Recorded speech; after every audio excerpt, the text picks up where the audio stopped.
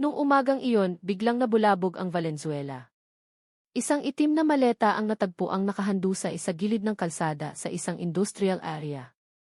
Ang mga residenteng na curious ay agad itong binuksan, pero lahat sila ay napasigaw sa takot dahil sa loob nito ay hindi mga damit, kundi mga lamang loob ng tao na basa pa. Sino ang may kayang gumawa nito? At bakit tila sadyang iniwan ang maleta sa lugar na lantad sa lahat? Tandang-tanda ko pa ang gabing iyon. Hindi pa tumitila ang ulan simula pa nung hapon at ang kahabaan ng Industrial Road, na karaniwang maingay dahil sa mga truck at pito ng mga gwardya ng pabrika, ay naging tahimik gaya ng sementeryo. Ang tubig baha sa aspalto ay nagre-reflect ng malamlam na ilaw ng poste. Sa gitna ng tunog ng ambon, tumunog ang aking service phone. Isang report mula sa mga residente tungkol sa isang kahina-hinalang maleta sa gilid ng kalsada, malapit sa maliit na tulay papunta sa mga pabrika. Major Soliman, sabi ng mga residente dito may itim na maleta sa ilalim ng puno ng akasya. Ang sabi, abot daw hanggang sa mga bahay nila ang baho. Ang boses ni Sargento Dante sa kabilang linya ay tunog tensyonado. Pinaandar ko ang makina ng patrol car, inayos ang leather jacket ko na nagsisimula ng kumupas sa balikat. Bantayan mo ang location, wag mong hayaang mailumapit. Papunta na ako, sabi ko sabay baba ng telepono. 10 minuto ang lumipas, dumating ako sa lokasyon. Madulas ang kalsada, at ilan lang sa mga ilaw ng poste ang gumagana. Sa ilalim ng madilim na liwanag, nakita ko ang ilang residente na nakatayo at nagkukumpulan sa kabilang kalsada, tinatakpan ang kanilang mga ilong gamit ang panyo o damit. Sa gitna ng dyanangan ng tubig, naroon ang isang malaking maleta na itim. Hugis maleta pang travel sa ibang bansa, pero may mansang kulay tsokolate sa ilalim nito na tumutulo sa aspalto. Ang masangsang na amoy ay menusok na sa ilong kahit 10 metro pa ang layo. Hindi ito amoy ng ordinaryong bangkay ng hayop. Mas matapang ito, mas amoy tao. Lumapit ako kasama ang 2 tauhan. Lahat umatras. Walang lalapit, utos ko. Binuksan ko ang flashlight at itinutok sa maleta. Sa hawakan nito, nakita ko ang sticker ng isang hotel na may malabong tatak, Grand Hotel, Manila Bay. Hindi namin alam kung kanino yan, sir. Mukhang may tumutulong likido, sabi ni Dante. Mukhang pinipigilan niya ang kanyang hininga, namumutla ang mukha. Kumuha ka ng latex gloves. Bubuksan natin dito. Nasa biyahe pa ang forensics, pero kailangan nating siguraduhin muna ang laman nito, sabi ko. Nang may pag-iingat, pinindot ko ang metal na lock sa gilid ng maleta. Narinig ang maliit na click, kasunod ang pagsingaw ng napakabahong amoy na nakakasuka. Dahan-dahang bumukas ang takip ng maleta at sa loob nito, natigilan ako. May mga clear plastic bag na naglalaman ng mga organ ng tao, puso, baga, bato, at mga piraso ng laman na hindi pa tuluyang nabubulok. Ang formalin ay nakalubog sa ilalim ng maleta, humalo sa namuong dugo. Nanigas ang mukha ni Dante. Umatras siya at muntik ng masuka. Isa sa mga residente ang sumigaw ng histerikal dahilan para magpanik din ang iba. Mabilis kong isinara ang maleta. Huwag kayong hahawak ng kahit ano. Ay seal natin ito bilang closed crime scene, sigaw ko. Tinawagan ko ang identification at forensic team. Habang naghihintay, tumayo ako sa ilalim ng payong, nakatitig sa maleta. Sa loob ng 20 taon ko sa kapulisan, marami na akong nakita. Pagpatay, chop-chop lady, kahit mga bangkay na walang ulo. Pero iba ito. Masyadong pulido ang pagkakahiwa. Walang tanda ng brutal na karahasan, sa halip ay parang resulta ng operasyon. Lumapit si Dante na may hawak na notebook. Sir, sabi ng mga residente, ngayong hapon lang daw napansin yung maleta. Akala nila gamit ng taong nahulog mula sa truck. Tumango ako. May nakakita ba kung sino ang naglagay? Wala po, sir. Pero may isang nagsabi na nakakita raw ng sasakyan. Isang puting van, huminto saglit doon bago magdilim. Tumingin ako sa paligid. Walang tiki, puro bakanting bodega at kinakalawang na bakod. Ilista mo lahat ng salaysay. Hahanapin natin yung puting van na iyan bukas ng umaga. Hindi nagtagal, narinig ang sirena ng forensic van na papalapit. 2 opisyal na naka-full gear ang bumaba dala ang mga kagamitan. Isa sa kanila, ang forensic doctor na si E. Rachel, ay tumitig sa maleta ng blanco ang ekspresyon pero matalim ang mga mata. Dadalhin natin sa labi. Pero sa amoy nito, mga 2 hanggang 3 araw pa lang to, sabi niya habang sinusuri ang loob ng maleta gamit ang mahabang tweezer. At tignan mo ang mga hiwa. Hindi ito gawa ng karaniwang tao. Dahan-dahan akong tumango. Ibig mong sabihin, gawa ito ng kamay ng medikal? Tinignan ako saglit ni Eve Rachel. Posibleng posible. Tignan mo ang putol sa artery at veins. Malinis, pulido, parang gumamit ng surgical tools. Ang mga salitang iyon ay umalingaw sa utak ko. Surgical tools. Kung totoo ngang medikal na tao ang may gawa, hindi lang ito simpleng pagpatay. Pwede itong bahagi ng organ trafficking. Nayanig na ang Maynila sa isyong iyon ilang taon na ang nakararaan, pero walang matibay na ebidensya. At ngayon, ang maletang ito ay parang mensahe na direktang ipinadala sa akin. Matapos dalhin ang maleta, sinarado namin ang lokasyon gamit ang police line. Nagkukumpulan pa rin ang mga tao, ang iba ay nagvi-video gamit ang cellphone. Alam kong bukas ng umaga, magiging national news ito. Sa bayahe pabalik sa istasyon, basag ni Dante ang katahimikan. Sir, kung totoo ngang organ trafficking ito, ibig sabihin malaking sindikato ang kalaban natin, di ba? Tinitigan ko ang ulan sa windshield. Pwede. Pero may nararamdaman akong kakaiba, Dante. Kung talagang gusto nilang itago ang ebidensya, bakit iniwan lang ang maleta sa gilid ng kalsada? Sa lugar na bukas at madaling makita. Natahimik si Dante. Baka nagpanik sila, sir. Baka. O baka naman gusto talaga nilang makita ang maleta na iyon, mahina kong sagot. Pagdating sa istasyon, magulo na ang paligid. Agad akong ipinatawag ni Colonel Villarreal sa opisina niya. Sa mesa, nakakalat na ang mga litrato ng maleta at ang paunang report ng forensics. Soliman, ikaw ang humawak sa kasong ito. Huwag mong hayaang maunahan tayo ng media. Gusto ko ng pagkakakilanlan ng biktima, saan galing ang mga organ, lahat.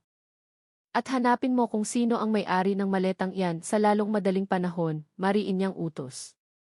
Tumango ako. Yes, Colonel. Pagkalabas ng kwarto, umupo ako sandali sa mesa ko. Walang antok sa diwa ko. Sa isip ko, paulit-ulit na lumalabas ang maleta. Ang kulay nitong itim, ang mga organ na nakaayos parang mga display, at ang amoy na kumapit sa alaala ko. Lahat ay parang masyadong planado para maging aksidente lang. Kinabukasan, bumalik ako sa lokasyon kasama ang dagdag na identification team. May nahanap kaming bago. Sa ilalim ng pwesto ng maleta, may maliit na retaso ng tela, bahagi ng isang lab gown na may bordang inisyal na letrang P sa gilid. Tinago ko ito sa evidence bag, hanapin niyo ang listahan ng mga doktor o medical staff sa paligid ng area na ito na may inisyal na C, utos ko. Agad na nagtala si Dante. Kung may ugnay ang maleta sa isang klinika o ospital, makakakuha tayo ng lead sa bumili. Tumango ako. Pero sa loob-loob ko, alam kong hindi lang ito basta kasong medikal. May mas malalim, mas personal. Nang hapong iyon, pauwi na sana ako nang tumunog ulit ang telepono. Ang boses sa kabilang linya ay mahina pero malinaw. Major Soliman, hindi lang yan ang nag-iisang maleta. Nanigas ako. Sino to? Pero naputol agad ang linya. Tinitigan ko ang cellphone na ngayon ay nagpapakita na lang ng unknown number. Sa labas, muling dumilim ang langit ng Valenzuela. Sa unang pagkakataon sa buhay ko, naramdaman kong ang kasong ito ay hindi nagsimula sa Industrial Road kagabi, kundi matagal nang inihanda. Tila may isang tao na gustong matagpuan ko ito. At alam ko, ang itim na maleta ay simula pa lang ng isang bagay na higit na mas madilim. Hindi ako kailanman naniniwala sa pagkakataon pagdating sa mga kasong kriminal. Bawat bagay, bawat amoy, bawat maliit na piraso na mukhang walang kwenta ay siguradong may kahulugan. Kasama na ang kapirasong tela ng lab gown na may inisyal na A na nahanap namin sa ilalim ng itim na maleta. Kanina pa umaga, nakatitig ako sa maliit na pirasong iyon sa ilalim ng ilaw ng mesa ko, nag-iisip ng malalim habang humihigop ng kapeng barako na lumamig na. Ngayong umaga ay hindi umuulan sa Maynila, pero ang halumigmig at makulimlim na langit ay nagpapabigat sa hangin sa opisina ko sa presinto. Dumating si Dante dala ang resulta ng tracing na ginawa niya magdamag. Mukhang pagod pa rin ang mukha niya. Sir, nakuha ko na ang data mula sa City Health Office, sabi niya sabay abot ng asul na folder. May 3 medical staff na may initial na A sa area natin. 2 sa ospital, isa sa isang private clinic na ang pangalan ay Takip Silim Medical Clinic. Binuksan ko ang folder. Ang huling litrato ay nagpapakita ng isang lalaking nasa edad 35, naka-white coat, nakangiti ng tipid sa harap ng singboard ng klinika. Pangalan, kay Adrian Rivera. Specialization, General Surgery. Address ng clinic, Novaliches. Kinatok ko ng mahina ang mesa. Takip Silim Medical Clinic. Parang bago sa pandinig ang pangalan, pero ewan ko ba, parang narinig ko na dati. Tumango si Dante. 2 taon pa lang bukas ang clinic, sir. Sabi nila maganda raw ang reputasyon sa mga trabahador ng pabrika, kasi mura ang singil pero kumpleto ang gamit. Pero may maliit na report galing sa mga kapitbahay. Sabi nila, madalas daw makarinig ng tunog ng makina tuwing gabi. Kahit sarado na ang klinik. Tunog ng makina, ulit ko. Alam ba nila kung anong klaseng makina? Hindi malinaw, sir. Sabi nila parang tunog ng surgical tools o compressor. Tumayo ako, kinuha ang jacket at baril ko. Pupuntahan natin. Sakay. Ang Takip Silim Medical Clinic ay nasa gilid ng Novaliches. Mula sa labas, mukhang karaniwan lang ang gusali. 2 palapag, kulay cream ang pintura, medyo kupas na ang singboard. Pero pagbaba ko ng sasakyan, umandar agad ang instinct ko. May kakaiba. Tahimik ang harapan ng klinik. Pero sa parking lot sa likod, may 2 sasakyan. Isa doon ay puting van na walang plaka sa harap. Sinilip ko ang loob. Malinis ang waiting area, amoy antiseptic, pero masyadong tahimik para sa isang klinik na bukas. Sa reception desk, isang babaeng nakauniporme ng puti ang tumingin sa akin ng kinakabahan. Ako si Major Soliman ng Valenzuela Police, sabi ko sabay pakita ng gi. Gusto naming makausap si Adrian Rivera. Napalunok ang babae. Nasa opisina po ang doc, sir. Pero may problema po ba? Huwag kang mag-alala. Ilang tanong lang. Pumasok kami sa makipot na hallway papunta sa opisina ng doktor. Sa dingding nakasabit ang mga litrato ng operasyon, mga certificate, at litrato ni Adrian kasama ang staff. Ang tingin ng lalaki sa litrato ay pareho sa nasa folder kanina. Kalmado, pero may kung ano sa likod ng ngiti niya na hindi ko gusto. Pagkabukas ng pinto ng opisina, sumingaw ang amoy ng kemikal.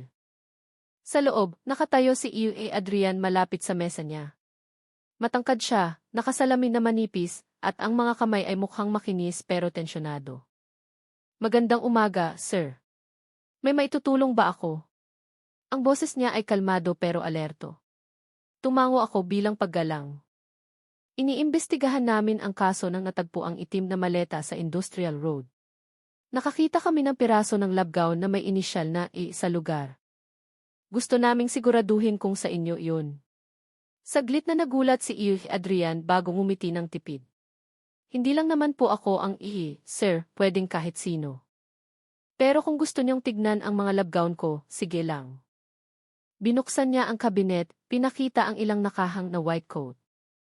Tinignan ko isa-isa, walang punit. Lahat malinis at plansado.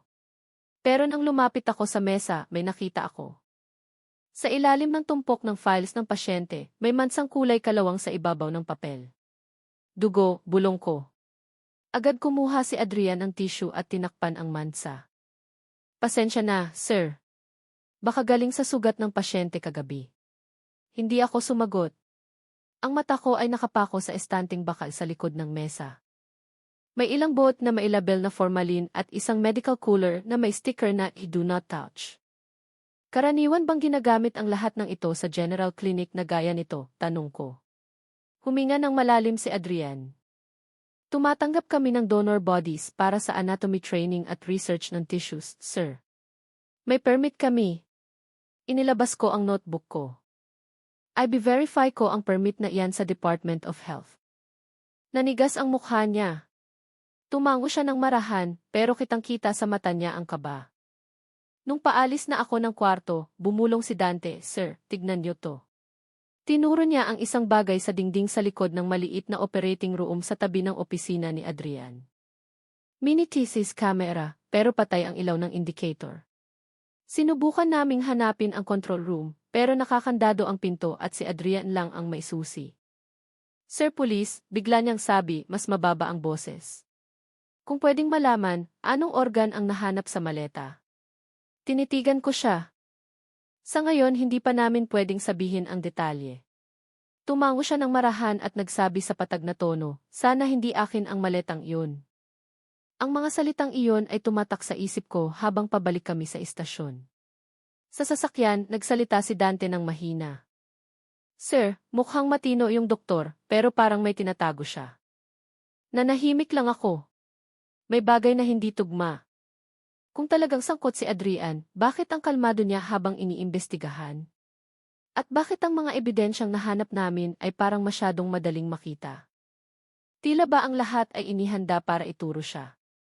Pagkahapon, pumasok ang forensic report mula kay Izit Rachel. Ang paunang resulta ay nagpapakita na ang mga organ sa maleta ay may bakas ng medical preservatives, phenol at purong formalin na hindi nabibili basta-basta. Isa sa mga brand nito ay nakarehistro sa pangalan ng Takip Silim Medical Clinic. Matagal kong tinitigan ang report. Lahat ng ebidensya ay tumuturo sa iisang lugar, sa klinik na iyon. Pero tumatanggi ang kutob ko na maniwala na si E. Adrian, na may makinis na kamay at mahinahong pananalita, ay kayang maghiwa-hiwa ng tao sa maliliit na piraso. May kung ano sa likod nito. Nung gabing iyon, bumalik ako sa crime scene sa Industrial Road. Malambot ang ilaw ng poste. Nakalagay pa rin ang police line. Tinitigan ko ang pwesto kung saan nakalagay ang maleta noon. Ang anino ay parang nakadikit pa rin sa aspalto. Hati ang isip ko sa dalawang bagay. Hinahabol ko ba ang isang mamamatay tao, o may nagpapahabol sa akin sa katotohanang sadyang pinalabo? Nung tumalikod ako papunta sa sasakyan, isang puting sobre ang nahulog mula sa ilalim ng wiper. Walang pangalan, tanging maayos na sulat kamay. Huwag kang maniwala sa nakikita mo sa Takip Silim Medical Clinic. May laman na isang litrato ang sobre.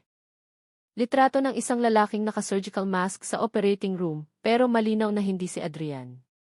Sa ibabang sulok ng litrato ay nakasulat ang petsa at oras. At doon, sa sulok ng operating room, makikita ang parehong itim na maleta na nakabukas. Hinawakan ko ng mahigpit ang litrato. May naglalaro sa amin at alam nilang nasa tamang direksyon ako. Sanay na ako sa amoy ng formalin, pero nung gabing iyon, iba ang tapang ng amoy. Masyadong masangsang. Tila ba may bagay na sadyang tinatakpan ng likidong kemikal na iyon. Marami pang tao sa opisina nang makabalik ako. Matapos suriin ang misteryosong litrato na nahanap sa wiper ng sasakyan ko, nakatago na ito ngayon sa pulang folder sa mesa ko. Pero tuwing tinitignan ko, tumitindig ang balahibo ko.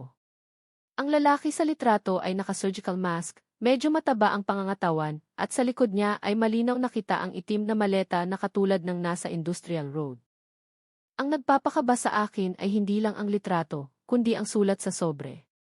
Huwag kang maniwala sa nakikita mo sa Takip Silim Medical Clinic. Ang pangungusap na iyon ay nagpapaikot-ikot sa isip ko ng walang tigil. Kinabukasan ng umaga, bumalik ako sa klinik kasama si Dante at dalawang taga-forensics. Dumating kami nang walang pasabi dala ang search warrant mula kay Colonel Villarreal. Pagdating namin, mukhang sarado ang klinik kahit lagpas 9:00 na ng umaga sa orasan. Mahigpit na nakakandado ang pinto sa harap. Umikot kami sa likod papunta sa parking kung saan ko nakita ang puting van kahapon. Ngayon, wala na ang sasakyan. Bumuntong hininga ako ng malalim. Wasakin na natin bago pa sila makapaglinis, sabi ko. Tumango si Dante at pinalo ang kandado ng pinto sa likod gamit ang maliit na crowbar. Binasag ng tunog ng bakal ang katahimikan. Bumukas ang pinto at sumalubong agad ang masangsang na amoy. Pagkahakbang ko pa lang, alam kong hindi na ito ordinaryong klinik. Sa kwarto sa likod, kumukurap-kurap ang neon light, ang iba ay pundido na. May maliit na operating table. Sa ibabaw nito ay nakakalat ang mga gamit pang opera, kutsilyo, gunting, at air drip na tumutulo pa ng malinaw na likido. Sa kabilang banda, nakita ko ang malaking freezer na mailabel na i-sample storage. Ang tunog ng kompresor ay umuugong ng mahina, tuloy-tuloy na parang malalim na hiningang ayaw tumigil. Binuksan ko ang pinto ng freezer. Sa loob ng mga plastic container na nakasalansa ng maayos, may ilang organ ng tao, atay, bato, kahit isang pares ng mata. Lahat ay mailabel na code number. At petsa. Napahawak si Dante sa gilid ng pinto, nanginginig ang boses. Sir, hindi ito ordinaryong anatomy research. Tumango ako ng marahan. Hindi. Isa itong underground laboratory. Bago pa ako makahakbang ng mas malayo, narinig ang mga yabag mula sa harap. Agad kaming naging alerto. Mula sa likod ng pinto, lumitaw si E.A. Adrian na naka-white coat at may mask sa leher. Gulat ang mukha niya nang makita kami. Major Soliman, anong ginagawa niyo dito? Mabilis niyang tanong. Ipinakita ko ang search warrant. May nahanap kaming bagong ebidensya. Kailangan naming inspeksyonin ang lahat ng kwarto. Tinitigan ako ni Adrian gamit ang mga matang halong galit at kaba. Dapat humingi muna kayo ng permiso. Medical facility ito, hindi bodega ng ebidensya. Kung medical facility nga to, bakit ka nagtatago ng organ ng tao sa freezer nang walang opisyal na report? Matalim kong sagot. Natahimik siya. Saglit na nanginig ang kamay niyang hawak ang maski parte yun ng anatomy research. May partnership kami sa College of Medicine. Tinitigan ko siya ng diretso sa mata. Nag-check na kami, walang anumang partnership na nakatala. At isa pa, ang chemical sa maleta sa Industrial Road ay tugma sa ginagamit mo dito. Namutla si Adrian. Inilihis niya ang tingin papunta sa operating table at mahinang nagsabi, hindi niyo alam ang totoong nangyayari. Humakbang ako palapit. Kung ganun, ipaliwanag mo. Pero bago siya makapagsalita, tumawag si Dante mula sa kabilang kwarto. Sir, kailangan niyong makita to. Tumakbo kami ni Adrian papunta doon. Sa loob ng maliit na admin room, sa ilalim ng reception desk, nahanap ni Dante ang external hard drive na nakakonekta sa computer. Sa monitor, nagsimulang mag-play ang Keith's video. Pinapakita ang operating room ng clinic sa gabi. Ang petsa sa kaliwang ibaba ay nagpapakita ng 2 gabi bago natagpuan ang maleta. Isang lalaking naka-white coat at mask ang pumasok sa operating room, dala ang itim na maleta. Inilapag niya ang maleta sa mesa at binuksan ang takip. Sa loob ay ang parehong mga organ na natagpuan sa Industrial Road. Tinitigan ko ang screen nang hindi kumukurap. Pause mo dyan. I-zoom mo ang mukha. Pinabaga ni Dante ang video. Nang humarap sa kamera ang lalaki, nanigas ang buong katawan ko. Hindi si Adrian yan, bulong ko. Ang lalaki sa video ay mas pandak, mas laman ang katawan. Nakita ko na ang mukha niya sa litrato sa dingding ng klinik. Isang batang lalaki na nakatayo sa tabi ni Adrian sa staff photo, si Rafay, ang personal assistant niya. Lumingon ako kay Adrian. Sino siya?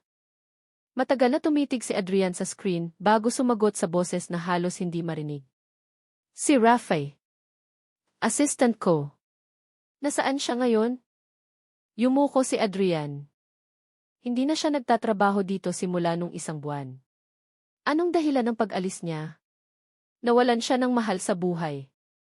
Namatay ang asawa niya habang inooperahan sa ospital na ito. Ako ang humawak sa operasyon na iyon. Huminto sandali si Adrian, mabigat ang paghinga. Simula nung araw na iyon, nagbago siya. Hindi masyadong nagsasalita, madalas pumunta ng gabi sa operating room. Akala ko kailangan niya lang ng oras para maka-move on. Ang mga salitang iyon ay umalingaw sa utak ko. Nawalan ng mahal sa buhay. Pumupunta tuwing gabi. Itim na maleta. Nagsisimula ng mabuo ang pattern. Bago ko pa maituloy ang interogasyon, narinig ang tunog ng pagkabasag mula sa harap, parang nabasag na salamin. Sabay-sabay kaming tumakbo. Sa waiting area. Basag ang malaking bintana at sa sahig ay may nahanap kaming isa pang puting sobre na inihagis mula sa labas. Sa loob ay may kapirasong papel na may parehong sulat kamay gaya ng dati. Maling tao ang hinahanap mo, Sir Police. Nilukot ko ang papel. Inikot ng mga mata ko ang paligid ng bakuran. Pero walang tao. Tanging anino ng taong tumatakbo sa dulo ng kalsada na nawala sa madilim na kanto. Tumingin sa akin si Dante, namumutla. Sir, nagkakagulo na. Parang alam nila bawat galaw natin. Bumuntong hininga ako ng malalim. Alam talaga nila. Dahil may tao sa loob na nag-leak ng impormasyon. Tinitigan ko ng matagal si Eve Adrian. Tahimik lang siyang nakatingin sa labas ng bintana ng blanko ang mata. Sa sandaling iyon, hindi ko alam kung biktima ba siya o kasali sa larong ito. Nung gabing iyon, bumalik ako sa istasyon dala ang mga ebidensya, hard drive, CCTV footage, at mga litrato ng organ sa freezer. Agad na sinuri ulit ni si Rachel ang mga organ, sinisigurado kung galing lahat sa iisang katawan. Nakakakilabot ang resulta. Ang mga organ ay galing sa 5 magkakaibang tao. 5 biktima, mahinang sabi ni Rachel. Pero walang tanda ng pisikal na karahasan. Lahat ay kinuha matapos ang natural na pagkamatay. Hindi ito pagpatay. Pagnanakaw ito ng organ mula sa mga bangkay. Tinitigan ko ang pader, sinusubukang ayusin ang lohika sa isip ko. So, ang maleta ay hindi ebidensya ng pagpatay, kundi setup. Tumango si Rachel. Mukhang ganun na nga. Pero kung sino man ang gumawa, alam na alam niya kung paano papaniwalain ang pulis na kaso ito ng mutilation. Tinitigan ko ang litrato ni Rafe sa file. Ang tingin niya sa litrato ay blanko, malamig, parang may tinatagong hindi pa tapos. Nung gabing iyon, nagsulat ako sa logbook ko. Ang kasong ito ay hindi tungkol sa kung sino ang pumatay, kundi kung sino ang gustong magmukhang pumatay. Sa unang pagkakataon, naramdaman kong ang itim na maleta ay ibabaw lang ng isang bagay na mas malalim. At sa bawat hakbang ko, may naghihintay sa labas para tignan kung mahahanap ko ba talaga ang katotohanan o ang susunod na patibong. Lagpas hating gabi na at nakaupo pa rin ako sa investigation room, paulit-ulit na pinapanood ang Ang mukha ni Rafe sa video ay hindi ko na mabilang kung ilang beses ko nang tinitigan hanggang sa kabisado ko na ang bawat guhit sa pisngi niya. Nakatulog na si Dante sa upuan niya nang nakaupo. Habang ang amoy ng panis na kape ay pumuno sa kwarto. Nagsimulang umulan, binabasa ang bakura ng presinto at ginagawang mas tahimik ang gabi. Alam kong may mali sa kasong ito. Hindi ordinaryong kriminal si Rafe. Malinaw iyon. Sa lahat ng paraan para maghiganti, pinili niyang ilagay ang mga organ sa maleta, imbes na umatake ng diretsyo. Hindi yun gawain ng taong nawawala ng kontrol. Plano iyon ng taong gustong mabasa ng malinaw ang mensahe niya, at ng mga piling tao lang. Tumunog ng mahina ang cellphone ko. Unknown number. Sinagot ko ng may pag-iingat. Soliman. Isang malalim na boses ang narinig sa kabilang linya, natatabunan ng tunog ng ulan. Kung gusto mong malaman kung bakit nandoon ang maleta sa Industrial Road, pumunta ka sa lumang pantalan mag-isa. Huwag kang magsasama ng kahit sino. Bago pa ako makatanong kung sino siya, naputol na ang linya. Tinitigan ko ang screen ng ilang segundo. Hindi rehistrado ang numero. Dante, sabi ko sabay tapik sa balikat niya. Gising, pupunta tayo sa pantalan. Agad na tumayo si Dante. Kalahati pa lang ang gising ng diwa niya. Ngayon na, sir. Umuulan o. May gustong magsalita at sa tingin ko hindi to biro. Ang biyahe papunta sa lumang pantalan sa port area ay parang napakahaba. Malakas ang buhos ng ulan, basa ang kalsada, at ang alat ng hangin ang dagat ay dumidikit sa salamin ng sasakyan. Hindi kami masyadong nag-uusap ni Dante.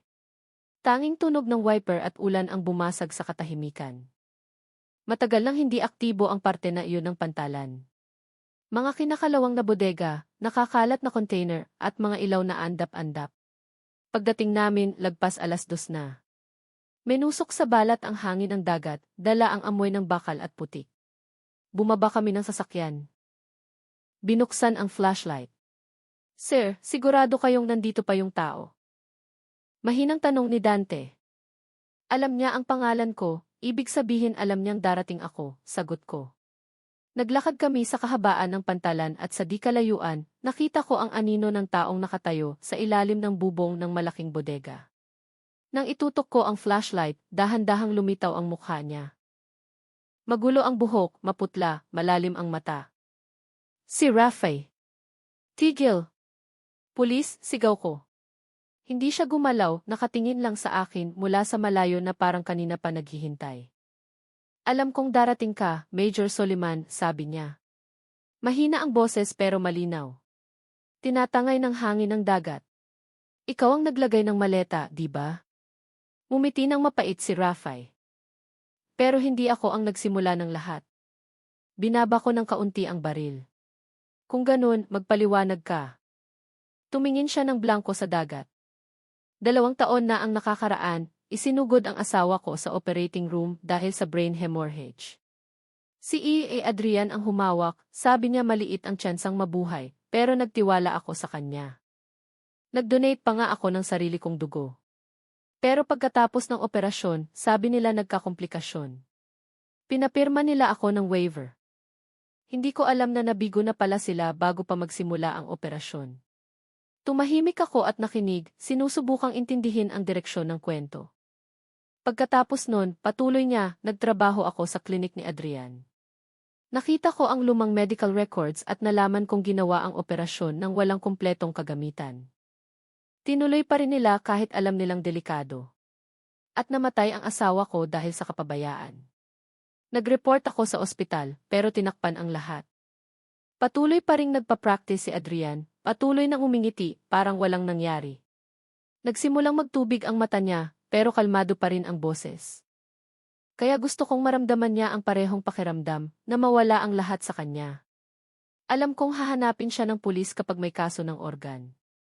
Kaya nag-ipon ako ng organ mula sa mga bangkay na hindi kinukuha. Inawetan ko gamit ang gamit sa lab ng klinik. Tapos nilagay ko sa maleta. Gusto kong bumagsak si Adrian. Huminga siya ng malalim. Pero hindi ko inakalang magiging ganito kalaki. Humakbang ako palapit ng dahan-dahan. Alam mong labag sa batas yan, Rafay. Gumawa ka ng panik, niligaw mo ang investigasyon, at sinira mo ang pangalan ng ibang tao. Yumuko siya. Alam ko, pero gusto ko lang lumabas ang totoo. Bago pa ako makapagsalita, nakarinig ako ng mabilis na mga hakbang mula sa likuran. Lumingon ako. Umilaw ng maliwanag ang mga ilaw ng police mobile. Lumitaw si Colonel Villarreal kasama ang 2 team na nakaitim. Soliman, umatras ka, sigaw niya. Agad na nagpanik si Rafay. Tumakbo siya papunta sa dulo ng pantalan. Sinubukan ko siyang habulin pero madulas dahil sa ulan. Muntik na siyang madulas. Ang katawan niya ay nakabitin sa dulo ng pantalan. Rafay, tigil. Huwag mong gawin to, sigaw ko. Tumingin siya sa akin gamit ang mga matang hindi ko mawari kung nagsisisi o nakahinga ng maluwag. Gusto ko lang siyang umamin. Bumitaw ang kamay niya. Pero bago siya mahulog sa dagat, nahuli ni Dante ang pulso niya. Hinila namin siyang 2 paakyat gamit ang buong lakas namin. Nanginginig ng husto ang katawan ni Rafay, basang-basa, puno ng putik ang mukha. Sumenya si Villarreal at pinusasan siya ng 2 pulis. Hindi nanlaban si Rafay, yumuko lang siya, mabigat ang paghinga. Bago siya isakay sa sasakyan, may ibinulong siya sa akin. Mas maraming alam si Adrian kaysa sa sinasabi niya. Major Soliman, mag-ingat ka sa kanya. Pagkatapos nun ay dinala siya, iniwan akong nakatayo sa ilalim ng ulan, nalilito kung makakahinga ba ng maluwag o maghihinala. Umaga na nang bumalik ako sa istasyon. Agad na inutos ni Villarreal na ikulong si Rafay sa isolation room. Nung nag-report ako, tinapik niya ang balikat ko. Good job, Soliman, tapos na ang kaso. Tinignan ko siya ng may pagdududa. Tapos na? Hindi pa nga natin alam kung saan nanggaling ang mga organ. Ang mahalaga na huli na ang suspect. Hayaan mo ng medical team ang umasikaso sa iba. Pero tumatanggi ang puso ko. Ang huling sinabi ni Rafay ay paulit-ulit sa utak ko. Mas maraming alam si Adrian. Tinitigan ko ulit ang folder ng mga litrato ng ebidensya sa mesa. Isa sa mga litrato ay nagpapakita ng label ng organ na may code na IC-7. Bigla kong naalala na sa listahan ng pasyente na binasa ko nung nakaraan, may pangalang Rania Mariano. Pareho ang inisyal. Chef. Siya ang pasyenteng namatay sa operasyon ni Adrian 2 taon na ang nakakaraan. Asawa ni Rafay. Nanindig ang balahibo ko. So ang mga organ sa maleta ay hindi random, organ iyon mula sa katawan mismo ng asawa niya. Pumikit ako, bumibigat ang dibdib. Hindi lang ito paghihiganti, kundi huling mensahe mula sa taong pakiramdam ay hindi kailanman darating ang hustisya. At kung totoong alam ni Adrian ang lahat, ibig sabihin hindi pa tapos ang kwento. Hindi pa talaga. Bago ko masara ang folder, pumasok si Dante na may takot sa mukha. Sir, bad news. Nawawala si Eve kay Adrian. Nahanap ang kotse niya sa parking sa likod ng klinik, pero wala siya. Pinutol ang key kagabi. Tumayo ako. Alam niyang alam na natin. Nung gabing yun, baka nakakulong na si Rafael, pero ang mas mapanganib na tao ay kakatakas lang. At sa unang pagkakataon simula nung kaso ng itim na maleta, na-realize kong nagsisimula pa lang ang totoong habulan.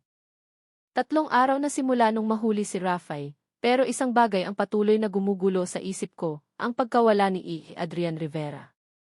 Naglaho siya ng parang bula. Natagpuan ang sasakyan niya sa parking sa likod ng Takip Silim Medical Clinic. Bukas ang pinto, nakasabit pa ang susi sa ignition, pero walang tao sa driver's seat. Walang bakas ng panlalaban, walang dugo, pati cellphone niya nawawala. Ang mas nakakapagtaka, lahat ng TV sa paligid ay namatay sa parehong oras, eksaktong 2 oras matapos kong hulihin si Rafael sa pantalan. Masyadong malinis para maging pagkakataon lang. Nung umagang iyon, ipinatawag ako ni Colonel Villarreal sa opisina niya. Mukhang pagod ang mukha niya, pero matalim pa rin ang mga mata.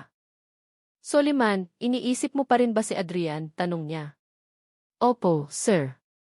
Sigurado akong hindi siya tumakas ng walang dahilan. Sumandal si Villarreal sa upuan niya. Masyado kang nag-iisip. Malinaw na ang kaso. Si Rafi ang salarin, motibo ay dendam. Tapos, with all due respect, sir, mahina kong sagot.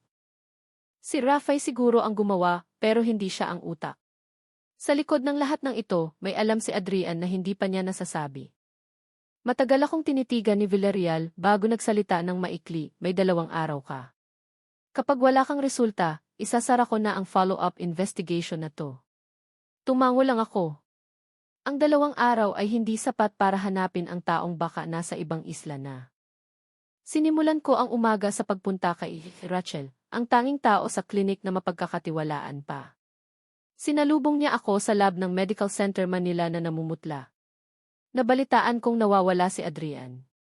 Soliman, sabi niya habang sinasara ang patient file. Natatakot ako na baka may mas malaki pa dito. Mas malaki pa anong paraan? Matagal na akong naghihinala na may mga data na binubura sa system ng clinic. May mga record ng pasyente na bigla na lang nawawala, lalo na iyong mga namatay sa operasyon. Gumawa ako ng manual copy sa personal hard drive ko, pero pinabura sa akin nung 1 linggo ng isang taga-admin. Sino siya? Mabilis kong tanong. Nag-alinlangan siya sandali. Boyet ang pangalan. Pero ang nakakapagtaka, hindi ko na siya nakita pagkatapos ng araw na yun. Tinitigan ko siya ng matalim. Nasa sayo pa ba ang kopya ng data? Tumango ng marahan si Rachel at kinuha ang flash drive sa bulsa ng lab coat niya. Sana makatulong to. Sa investigation room, binuksan namin ni Dante ang computer at tinignan ang laman ng flash drive. May 12-dosenang files na naglalaman ng operation notes, pangalan ng pasyente, petsa, kondisyong medikal, resulta. Pero may isang folder na umagaw sa atensyon ko, Project Theft. Binuksan ko at biglang lumamig ang pakiramdam sa kwarto. Sa loob ay may ilang report ng eksperimento na may pamagat na Test for Partial Organ Transplant Without Immune Rejection. Ang pirma sa ilalim ng report ay malinaw na nakasulat, kay Adrian Rivera. Tumingin sa akin si Dante nang may takot. Sir, illegal to diba? Dahan-dahan akong tumango. Hindi lang illegal, krimen ito sa medisina.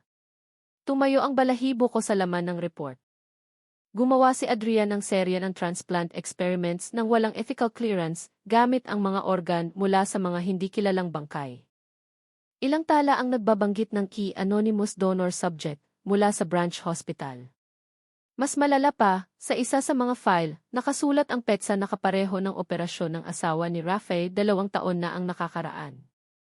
Binasa ko ulit ang huling pangungusap sa report. 4th trial failed. Donor subject died post-operation. Systemic rejection. Case closed. Napakuyom ako ng kamao. So tama si Rafay sa lahat ng panahon. Talagang gumagawa si Adrian ng delikadong operasyon ng walang pahintulot. Pero kung ganun, bakit nawawala si Adrian ngayon? Tumakas ba siya dahil sa guilt o may nagpatahimik sa kanya? Nang hapon, pinuntahan namin ni Dante ang bahay ni Adrian sa Green Hills. Malaki ang bahay pero tahimik. Nakakandado ang gate. Inakyat namin ang bakod at nakitang hindi nakalock ang pinto sa likod. Pagpasok, amoy kulob at matapang na gamot ang sumalubong sa amin. Sa study room, nagkalat ang mga papel sa sahig. Buhay pa ang computer sa mesa, pinapakita ang huling email na pinadala ni Adrian sa isang nagngangalang Dino, research partner. Maikli ang laman, nag-leak ang project. Kung hindi ako makabalik, itigil ang lahat ng distribution. Hahanapin nila ako. Tumingin sa akin si Dante na litong-lito. Anong distribution? Binuksan ko ang lasin ng mesa. May ilang sobrang mailamang litrato ng pasyente, x-ray results, at delivery list. Ang destinasyon, Cebu, Davao, at Cagayan de Oro. Bawat package ay may code ng organ at pangalan ng receiver na nakatago. Hindi lang ito eksperimento, ito ay network ng organ trafficking na nakakubli sa ilalim ng Peking Research Project. Umatras ako ng isang hakbang, habol ang hininga. Dante, dahan-dahan kong sabi. Sa tingin ko, hindi lang doktor si Adrian, siya rin ang kontak sa mas malaking sindikato. Bago pa ako makapagsalita ulit, tinuro ni Dante ang sahig malapit sa mesa. May patak ng tuyong dugo doon. Hindi marami pero halatang bago. Sinundan namin ang bakas papunta sa maliit na bodega sa likod ng bahay. Nang buksan ang pinto, nakita namin ang malaking kahon na parang ice chest na mailabel ng ospital. Sa loob ay hindi isda, hindi karne, kundi mga plastic bag na mailamang organ na hindi pa naaawetan. At sa ibabaw ng tumpok ng mga plastic, may isang lumang litrato. Pinulot ko ito ng dahan-dahan. Pinapakita ng litrato si Adrian na nakatayo, kasama ang isang lalaking nasa middle age na nakaitim na coat na may logo ng Medical Center Manila sa dibdib. Ang pangalan ay nakalagay sa nameplate, GC Villarreal, nanigas ako. Tumingin sa akin si Dante na hindi makapaniwala. Sir, kapangalan ng boss natin. Tinitigan ko ng matagal ang litrato. Dante. Pero doktor ang titulo. Samantalang laging sinasabi ni Colonel Villarreal na hindi siya galing sa medisina. Napalunok si Dante. So baka iisang tao lang sila? Hindi ako sumagot.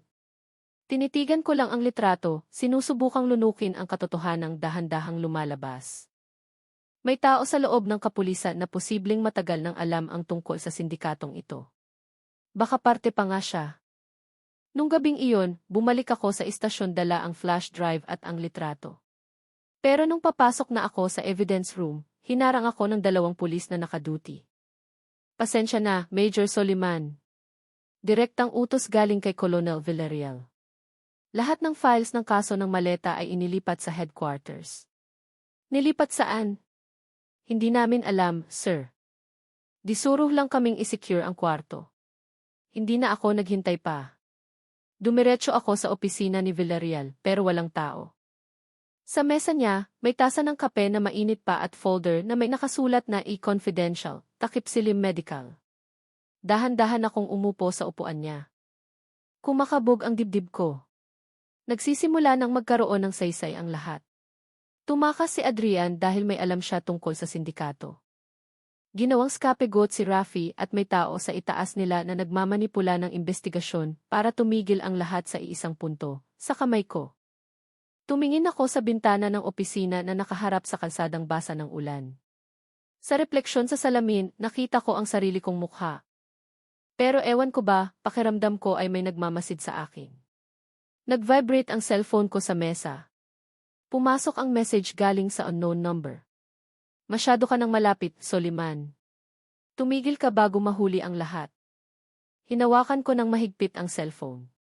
Wala nang atrasan. Kung totoo ngang sangkot si Colonel Villarreal, hindi na ordinaryong kriminal ang kalaban ko. Lalabanan ko ang isang tao sa loob ng sistema at ibig sabihin nun, ang katotohanang ibubunyag ko ay pwedeng maging dahilan para mawala sa akin ang lahat. Walang tigil ang ulan nung gabing iyon, binabasa ang bubong ng presinto at nilulunod ang tunog ng mga yapak sa koridor. Nakaupo ako mag-isa sa service vehicle na nakaparada medyo malayo sa opisina. Ang headlights ay nakatutok sa pader, gumagawa ng malabong anino sa windshield. Sa dashboard, ang flash drive na bigay ni Rachel ay nakatago pa rin ng maayos sa plastic. Tuwing nakikita ko yun, parang binibigkis ang tiyan ko. Alam kong ang maliit na bagay na iyon ay pwedeng maging susi, pero pwede ring patibong. Matagal na akong nagtatrabaho sa ilalim ni Colonel Villarreal, mahigit 10 taon na. Kilala ko siya bilang lider na matigas ang ulo pero patas. Pero nung gabing iyon, sa unang pagkakataon, hindi ako sigurado kung sino ba talaga ang taong sinusunod ko sa loob ng mahabang panahon. Isang message ang pumasok sa cellphone ko. Unknown number na naman. Huwag mong pagkatiwalaan ang boss mo. Hindi siya ang inaakala mo. Kung gusto mong malaman ang totoo, pumunta ka sa Medical Center Manila, Basement Archive Room. Hating gabi. Tumingin ako sa relo. Lagpas 11:00 na. Tinext ko si Dante ng maikli, huwag kang sasama. May iche-check lang ako mag-isa. Mabilis siyang nag-reply. Sir, ingat. Standby lang ako kung may mangyari. Pinaandar ko ang sasakyan, binagtas ang ulan papunta sa ospital. Nakatayo ng marangya ang Medical Center Manila, pero tahimik nung gabing iyon gaya ng patay na gusali. Sa lobby at main hallway lang may ilaw. Pinakita ko ang police A ko sa gwardya, tapos dumiretso sa basement archive room gamit ang service stairs sa East Wing. Amoy kulob at cleaning solution ang hangin. Bawat hakbang ay may etyo. Maliit lang ang archive room, puno ng steel cabinets at tumpok ng mga lumang files. Binuksan ko ang flashlight at naglakad ng dahan-dahan sa pagitan ng mga estante. Sa sulok ng kwarto, nakita ko ang maliit na pinto na mailabel na restricted area. Bahagyang nakabukas ang pinto.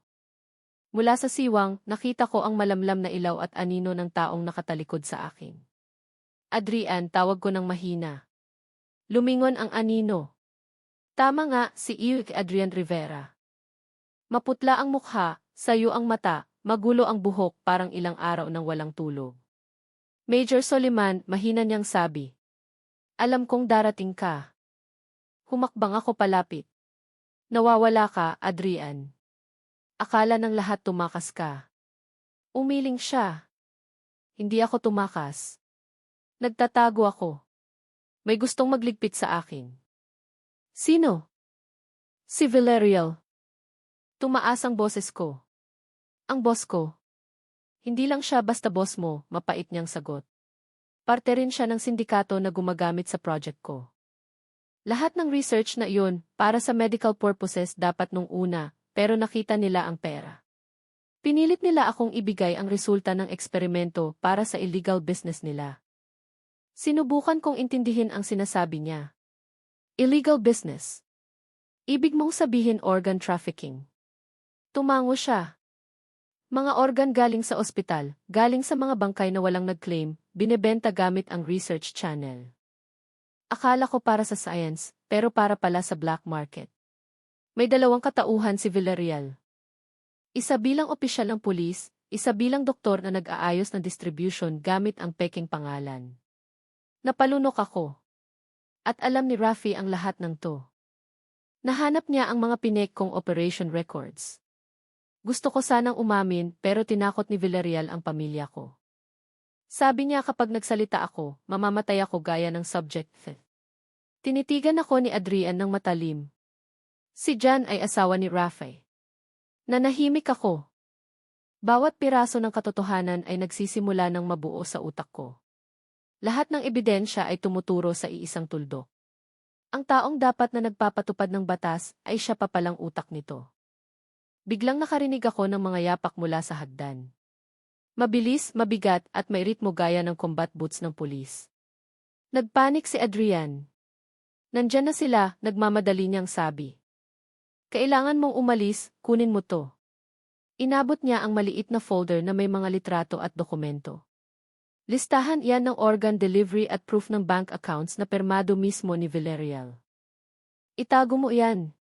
Bago pa ako makapagsalita, bumukas ng malakas ang pinto. Dalawang lalaking naka-security uniform ang pumasok na nakatutok ang baril.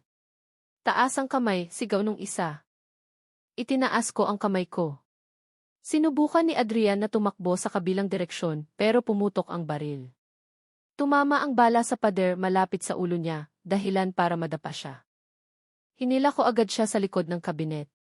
Bilis, sa likod, sigaw ko. Tumakbo kami sa makipot na hallway papunta sa emergency exit. Dinig na naman ang ulan sa labas. Lumabas kami sa likod ng ospital at tumakbo papunta sa bakanting parking lot. Kita sa malayo ang ilaw ng sirena ng patrol car. Pinalilibutan nila ang lugar. Soliman, sigaw ng isa sa kanila. Sumuko ka na.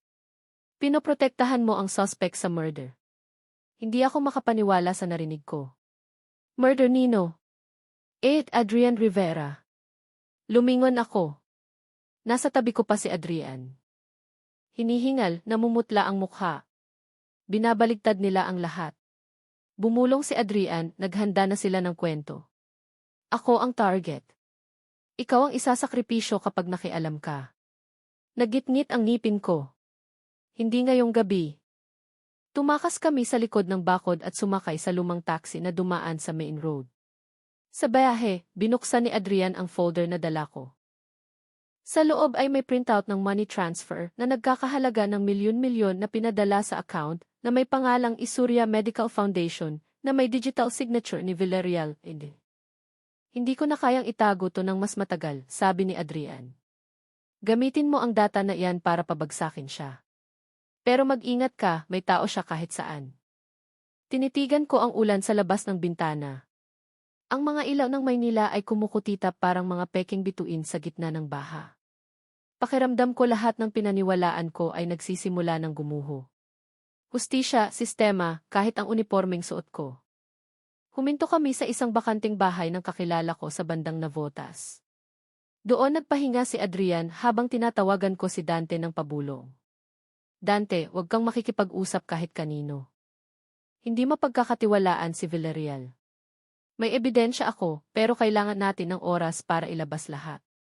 Narinig kong kinakabahan si Dante. Diyos ko, sir. Delikado na. Kaninang umaga hinahanap kayo ni Villarreal, sabi iniimbestigahan daw kayo dahil nagtatago kayo ng witness. Mag-ingat ka. Itago mo ang backup digital files na nakuha natin kahapon. Huwag ka munang pupunta sa opisina. Binaba ko ang telepono at tinignan si Adrian. Maputla ang mukha pero nagsisimula ng kumalma ang mga mata. Salamat, Major Soliman, mahina niyang sabi. Ikaw lang ang naniniwalang hindi ako halimaw. Hindi ako sumagot. Sa loob-loob ko, alam kong may kasalanan siya dahil tinakpan niya ang madilim na eksperimento. Pero sa kabilang banda, biktima rin siya ng laro na mas bulok pa. Lumalalim na ang gabi, tumila ang ulan pero nanunuot ang lamig. Sa labas ng bintana, may narinig akong makina ng sasakyan na huminto sa di kalayuan. Sumilip ako, may dalawang itim na sasakyan na walang plaka. Nakasindi ang headlights pero walang lumalabas. Alam ko ang ibig sabihin nun, nahanap na nila kami. Sinensyasan ko si Adrian na tumahimik. Pinatay ko ang ilaw at kinuha ang baril sa bewang. Ang tibok ng puso ko ay parang tambol sa tenga ko. May mga aninong gumagalaw sa labas. May naglakad ng dahan-dahan papunta sa pinto sa harap. Narinig ang malakas na katok. Tok! Tok! Tapos isang boses na pamilyar ang nagsalita mula sa likod ng pinto. Soliman, alam kong nasa loob ka. Sumuko ka na. Pag-usapan natin to ng maayos. Boses iyon ni Colonel Villarreal. Tumingin ako kay Adrian. Tumingin siya sa akin nang may takot. Sa isang iglap na realize ko, simula sa sandaling iyon, hindi lang katotohanan ang hinahanap ko, kundi paraan para manatiling buhay. Rinig pa rin ang katok sa pinto, mahina pero mariin. Soliman, umalingaw ang boses ni Colonel Villarreal sa likod ng kahoy na nagsisimula ng mabasa ng ulan. Gumagawa ka ng malaking pagkakamali. Sumuko ka na bago pa lumala ang lahat. Nakatayo ako nang naninigas sa gitna ng madilim na sala. Mahigpit ang hawak ko sa baril habang pinapawisan ng malamig. Nagtatago si Adrian sa likod ng mesa. Putlang-putla ang mukha, nagmamakaawa ang mga mata na wag kong buksan ang pinto. Mula sa maliit na bintana, nakita ko ang dalawang itim na sasakyan na walang plaka. Ang headlights ay nakatutok sa bakanting bahay na tinutuluyan namin. 4 na taong nakauniporme ang nakatayo sa labas. Nakakasa ang mga baril. Hindi siya titigil, bulong ni Adrian. Kapag lumabas tayo, patay tayo. Huminga ako ng malalim. O mananatili tayo dito at mamamatay din. Binuksan ko ang maliit na flashlight at tinutok sa kusina. Sa likod may maliit na pinto papuntang bodega at masikip na pasilyo na pwedeng lusutan papunta sa eskinita sa likod. Baka yun na lang ang tanging daan palabas. Narinig ulit ang boses ni Villarreal. Sa pagkakataong ito, mas malakas. Soliman, alam kong kasama mo si Rivera. Huwag mong ubusin ang pasensya ko. Tapos kinalampag ng malakas ang pinto sa harap, lumangit-ngit ang kahoy. Bumulong ako kay Adrian. Sumunod ka sa akin. Sa likod tayo dadaan. Naglakad kami ng dahan-dahan, yumuko sa pagitan ng anino ng pader, sinusubukang wag gumawa ng ingay. Pero nung pinihit ko ang seradura ng pinto sa likod, trinaydor ako ng tunog ng kinakalawang na bakal. Bumasag ang unang putok. Nagliparan ang bubog ng bintana. Tumagos ang bala sa pader. Hinila ko si Adrian sa sahig, gumanti ako ng 2 putok sa labas nang hindi sumisilip. Baba sa pasilyo, utos ko. Gumapang kami sa likod ng bahay at pumasok sa madilim at masikip na eskinita. Madulas ang lupa dahil sa ulan, pero tuloy kami sa pagtakbo. Sa malayo, umawang ang sirena ng patrol car, senyales na parating na ang mas malaking puwersa. Alam kong sa pagkakataong ito, gusto siguraduhin ni Villarreal na hindi kami makakalabas ng buhay. Nakarating kami sa lumang gusali na dating pabrika ng harina sa dulo ng eskinita. Matagal ng bakante ang lugar, puro kinakalawang na makina at tumpok ng bulok na kahoy lang ang laman. Sinarado ko ang bakal na pinto mula sa loob at huminga ng malalim. Nakaupo sa sahig si Adrian, hinihingal. Papatayin niya talaga tayo. Takot siyang lumabas ang totoo. Sumagot ako habang tinitignan ang cellphone na lobat na. Kailangan nating madala ang dokumentong to kay Dante. Siya lang ang mapagkakatiwalaan natin ngayon. Binuksan ko ang emergency mode ng cellphone at nagpadala ng maikling text kay Dante. Huwag kang pupunta sa presinto. Dalhin mo ang laptop at backup data. Kitain mo ako sa bodega sa lumang pantalan. Huwag kang magsasama ng kahit sino.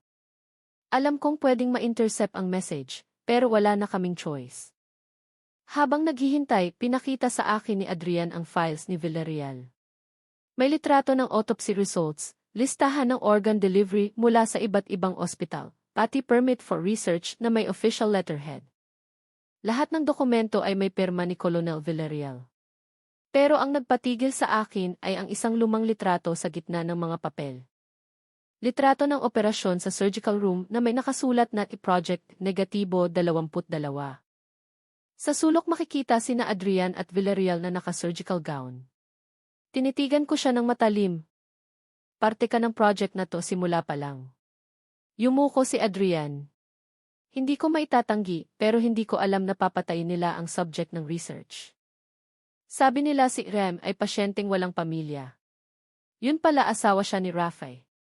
Pumikit ako, kumukulo ang dugo ko.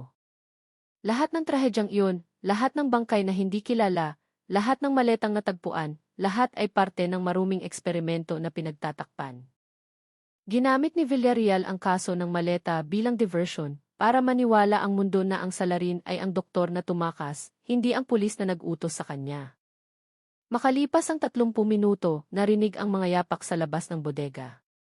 Hinawakan ko ang baril at sumilip sa siwang ng pinto. Lumitaw si Dante na naka-black jacket at backpack. Mag-isa lang, sir, mahina niyang tawag. Binuksan ko ang pinto, mabilis siyang hinila papasok. Mag-isa ka lang? Opo, sir. Pero pakiramdam ko sinusundan nila ako. Kanina may gray na kotsing nakadikit mula sa tollway. Tumango ako at nilock ulit ang pinto. Kailangan nating maipadala agad ang data na to sa labas bago sila makarating dito. Binuksan namin ang laptop ni Dante. Sa screen, nakabukas ang backup file na naglalaman ng lahat ng TV footage ng ospital, transfer data, at patient records. Sinimulang ayusin ni Dante ang lahat sa isang encrypted folder. I-upload ko sa central server ng Camp Crane. Kapag nasend na, makikita na ng lahat. Pero bago matapos ang upload, narinig ang mabibigat na hakbang sa labas. Kasunod ang liwanag ng flashlight na tumatago sa siwang ng pader. Alam ko ang boses na iyan, Villarreal. Soliman, sigaw niya ulit. Sa tingin mo kaya mong banggain ang sistema ng mag-isa? Wala kang kwenta kung wala ang uniforme mo. Sumiksik ako sa pader, sinenyasan si Dante na ituloy ang ginagawa. Nagtago si Adrian sa likod ng lumang makina. Kumakalansing ang bakal ng kalampagin ang malaking pinto mula sa labas. Buksan niyo o wawasakin namin. Tumingin ako kay Dante. Ilang porsyento na? 85%, sir. Nagsisimula ng magkalamat ang pinto. Sinipa ito ni Villarreal ng malakas hanggang sa lumuwag ang ingsel. Nung muntik nang bumigay ang pinto, sumigaw ako, ngayon na, Dante. Pinindot niya ang enter button. Umabot sa 100% ang upload. Tuluyang bumukas ang pinto. Pumasok si Villarreal at dalawa niyang tauhan habang nakatutok ang mga baril. Matalim ang tingin niya, puno ng galit, pero may takot din, Soliman, malamig niyang sabi. Kakasira mo lang ng karera at buhay mo. Tinutok ko ang baril sa kanya. At kakasira mo lang sa institusyong sinumpaan natin. Nagkaharap kami. Nakatutok ang mga baril. Ang bawat segundo ay parang walang katapusan. Tapos binasag ng boses ni Dante ang tensyon. Sir, nasend na ang file sa central server at nakopya sa public database. Nandoon na lahat ng ebidensya. Natahimik sandali si Villarreal. Nagbago ang mukha niya mula galit papuntang malamig. Sa tingin mo hindi ko kayang ipabura yan? Tinitigan ko siya ng matalim. Hindi lang pinadala, kundi kinalat din sa press network. Sa loob ng ilang minuto, malalaman ng buong Maynila kung sino ka talaga. Dahan-dahan niyang hinila ang gatilyo, pero bago pa siya makaputok, may ibang sirena na narinig sa malayo, hindi sirena ng mga tauhan niya. Ang mga ilaw na asul at pula ay nagre-reflect sa pader ng bodega. May sumigaw sa labas, pulis. Ibaba ang baril. Mukhang naguluhan si Villarreal. Sinong tumawag sa kanila? Tumingin ako kay Dante. Sinend ko ang automatic location kasabay ng data, mahina kong sabi. Ngayon alam na nila kung sino ang totoong wanted. Sumabog ang tensyon. Isa sa mga tauhan ni Villarreal ang namaril ng walang habas. Gumanti ako ng isang mabilis na putok, pinatumba siya. Tumakbo si Villarreal papunta sa pinto sa likod, pero napalibutan na ng mga pulis sa labas. Sa loob ng ilang segundo, nakorner siya sa gitna ng ilaw at mga baril. Colonel Villarreal, sigaw ng isang opisyal sa labas. Inaaresto ka sa salang abuse of authority, obstruction of justice, at involvement sa human organ trafficking. Tumingin sa akin si Villarreal sa huling pagkakataon. Ang tingin niya ay matalim gaya ng kutsilyo. Nanalo ka, Soliman. Pero huwag mong isiping magbabago ang sistema. Laging may papalit na tulad ko. Dahan-dahan niyang ibinaba ang baril at lumuhod. Kinandado ng posas ang mga pulso niya. Bumuhos ulit ang malakas na ulan nung gabing iyon. Ang ilaw ng sirena ay nagre-reflect sa baha parang dugong umaagos. Nakatayo si Adrian sa tabi ko, tulala pa rin habang pinapanood kung paano ang taong akala niya ay tagapagligtas ay naging mitsa ng kapahamakan. Pinanood ko si Villarreal na isinasakay sa police mobile. Sa puso ko, wala akong naramdamang tagumpay, tanging pagod at kawalan.